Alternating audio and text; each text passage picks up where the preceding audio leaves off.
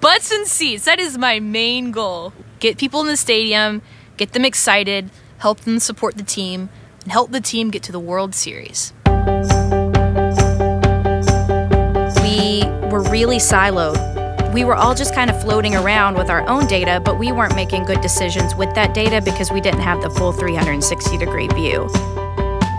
We really did use what would probably be considered a relatively dull set of tools. Each department kind of made their own spreadsheets. So I would take some sales data and make my own version of what I thought I wanted to see. We have started kind of a new group. We call it the Analytics Task Force. The big project that really brought us all together was saying, hey, let's get a hold of this ticketing data and let's present it in a manner that almost anyone can interact with. So now that we have Tableau, all of that information is right at our fingertips. We have a lot of data sources, which for a data nerd is really fun.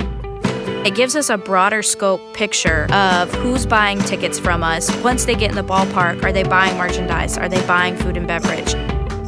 We get a lot more insightful information and actionable information from visualizations than we ever could from that old blunt, dull tool set that we had before.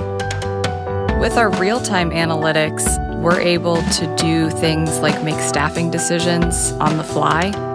We had a severe rain delay one day, and when we pulled that real-time data up, we realized that we hadn't sold a ticket within the last 15 minutes. We could probably shut down 75% of our windows, which in turn saved us additional money on staffing costs that day. Tableau has really helped us understand how to better use the resources that we have.